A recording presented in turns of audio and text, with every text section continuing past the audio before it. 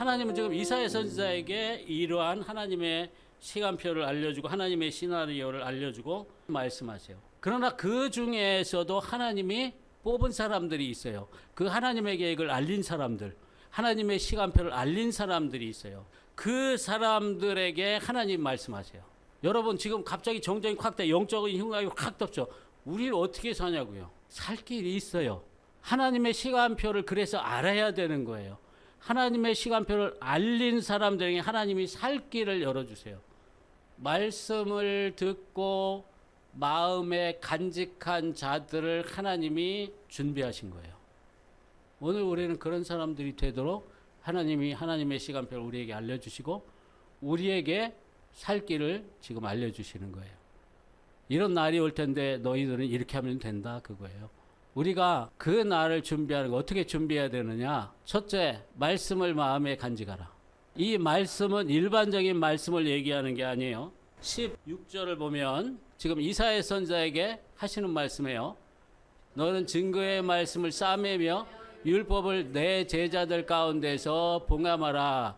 여기 증거의 말씀과 이 율법은 하나님의 시간표에 대한 이사야 선지자에게 계시하신 그 말씀을 말하는 거예요. 일반적인 율법이나 일반적인 말씀 말하는 게 아니에요. 하나님의 시간표에 대해서 알려주신 말씀이에요. 그 말씀을 하나님이 내 제자들과 내 말씀을 듣고 따르는 자들의 마음에 간직하라고 하라 그거예요. 왜? 다른 사람들은 듣지 않기 때문에. 다른 사람들은 아무리 말해도 듣지 않기 때문에. 하나님이 보존하는 그런 사람들, 하나님의 제자들, 하나님 말씀을 듣고 따르는 사람들에게 알려주고 그 시간이 되기까지는 그 말씀을 마음에 간직하고 있어라. 그때가 되면 알게 돼. 그때가 되면 어떻게 할지 알게 돼. 이 하나님 말씀에 다 알려주셨기 때문에 마음속에 품고 있어야 돼요. 둘째, 야곱의 집에 대하여 얼굴을 가리시는 여호와를 기다리라. 우리가 하나님의 은혜 받는 그 날을 기다리는 게 아니라 하나님이 얼굴을 가리시는 날을 기다리는 거예요. 누구에 대해서? 하나님의 백성에 대해서 얼굴을 가리시는. 왜? 하나님이 그런다고 하셨기 때문에. 그리고 그것을 통과해야 되기 때문에. 그것으로 끝은 아니에요. 그러나 반드시 그게 와야 되는 거예요. 하나님의 시간표에서. 그러니까 이사야 선지자는 자기 마음대로 항상 하나님이 은혜 주고 항상 하나님이 위로하고 항상 하나님이 소망을 주고 그런 하나님에 대한 거짓 희망을 가볍게 전하는 그런 말씀을 하지 말고 이사야 선지자가 갑자기 비학을 해. 9장 1절에 전에 고통받던 자들의 흑암이 없으라. 옛적엔 여호와께 수발른 땅과 납달리 땅이 멸시를 당하게 하셨더니 후에는 해변길과 요단 저쪽 이방의 갈릴리를 영화롭게 하셨느니라.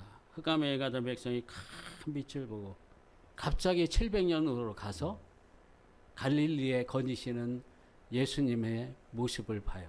이사야 선지자가. 근데 오늘 우리에게 적용할 때는 예수님이 오셨잖아요. 흑암 갑자기 정적에서 캄캄하게 돼.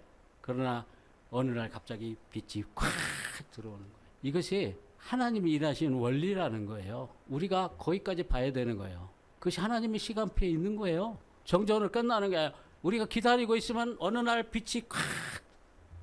자, 그리고 또 한 가지 남은 것은 자, 17절. 자, 여기 보면 얼굴 가시는 여호와를 나는 기다리리라. 그것으로 끝이 아니라 그를 바라보리라. 하나님을 바라보리라.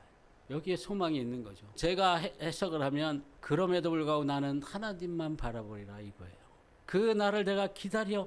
그것은 하나님의 선한 계획에 있으니까. 그런데 그 날을 어떻게 내가 통과할 수 있느냐? 하나님만 바라보리라 그거예요. 하나님만 바라보리라. 살 길이 있다고 말씀드렸죠. 이 하나님의 시간표를 마음에 간직한 사람들은 하나님께서 성소가 되어주신다는 약속이 있어요.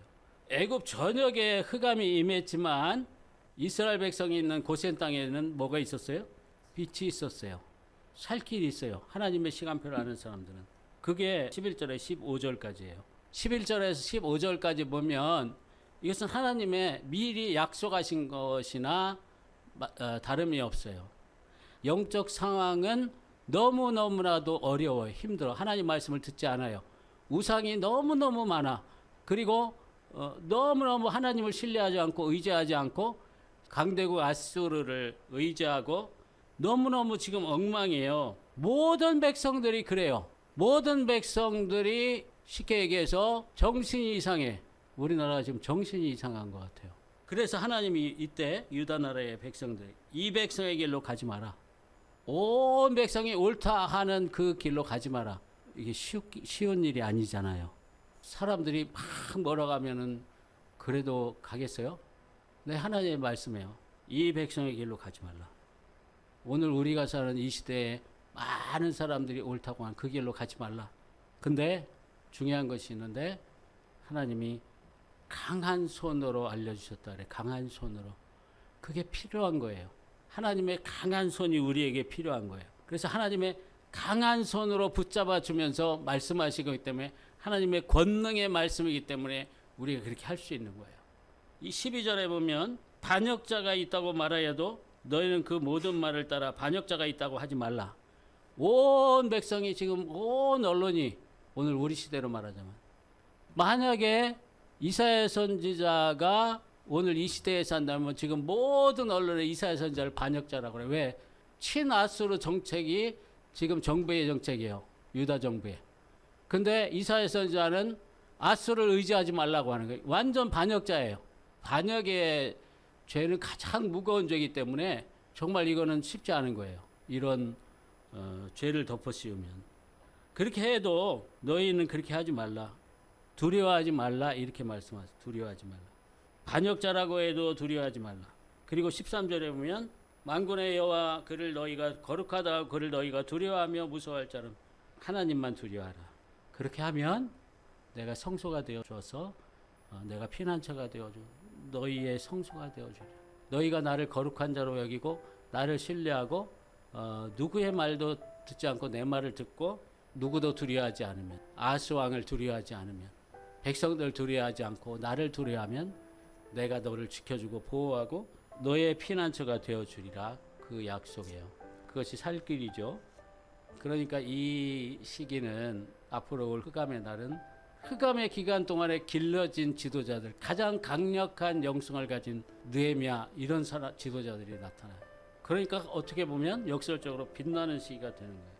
그리고 실제로 메시아를 대망하고 성령에 대한 사상을 발전시키고 마지막 날에 대한 소망을 발전시킨 시기가 바벨론 포로기와 그 이후에 귀환기 제2성전을 짓고 예수님 다시 오실 날을 준비하는 제2성전기였어요. 다 통틀어서 귀환했지만 사실은 어두운 날들이에요. 유대 역사 가운데. 그 어두운 날들이 오히려 빛나는 시기로 하나님께 사용받는 것을 알 수가 있어요.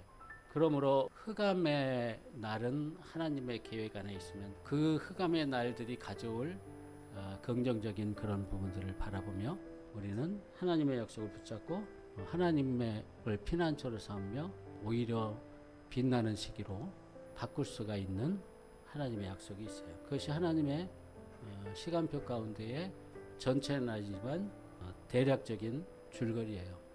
아멘.